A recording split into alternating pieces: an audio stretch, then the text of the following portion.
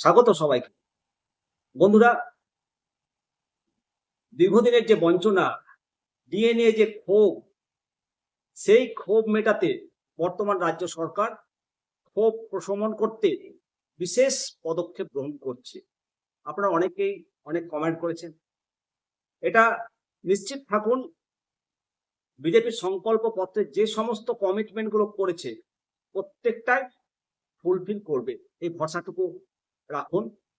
নবান্ন সূত্রে যেটা জানতে পারা যাচ্ছে, সোমবার উচ্চ পর্যায়ের বৈঠকের পর রাজ্যের আর্থিক পরিস্থিতি এবং কর্মচারীদের মহার্ঘ ভাতার দাবি, এই দুটো বিষয়কেই সমানভাবে গুরুত্ব দিয়ে বিচার করা হচ্ছে। মাননীয় মুখ্যমন্ত্রী শ্রী শুভেন্দু অধিকারী মহাশয় নিজেই এর আগে ইঙ্গিত দিয়েছিলেন যে আগামী বৈঠকগুলোতে ডিএ এবং সপ্তম পে কমিশন গঠনের মতো অত্যন্ত সংবেদনশীল গুরুত্বপূর্ণ বিষয়গুলো নিয়ে ইতিবাচক আলোচনা করা হবে।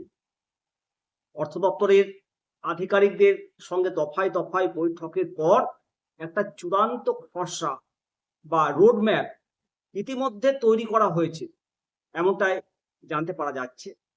আগামীকালের সম্ভাব্য ঘোষণায় সরকারি কর্মচারীদের জন্য এক ধাক্কায় বেশ কয়েক শতাংশ ডিএ বৃদ্ধির গ্রিন সিগন্যাল মিলতে পারে। তবে রাজকোষের ওপর আর্থিক চাপের কথা মাথায় রেখে কত শতাংশ ডিএ ঘোষণা করা হবে একবারে, সেটা কিন্তু কঠোর গোপনীয়তার মধ্যে রাখা হয়েছে।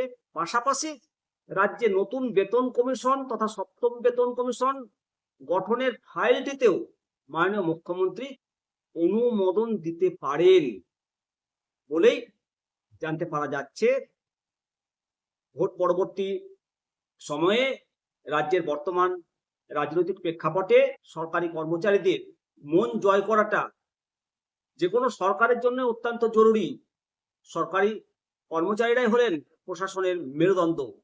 তাদের বকেয়া ডিএর দাবি পূরণ হলে, নতুন বেতন কমিশন গঠনের আশ্বাস মতো কাজ হলে প্রশাসনের গতি আসবে।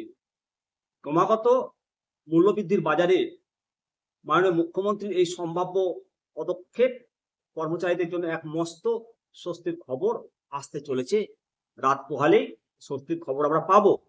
এখন আপনার আমার প্রত্যেকের নজর মাননীয় মুখ্যমন্ত্রী সরকারি কর্মচারী শিক্ষক শিক্ষিকাদের ঝুলিতে ঠিক কতটা উপহার দেন, সেটাই এখন দেখার। অবশ্যই কমেন্ট করুন, বেশি বেশি করে শেয়ার করুন। সবার আগে আপনাদের কাছে তথ্য পৌঁছে দেওয়ার চেষ্টা করব।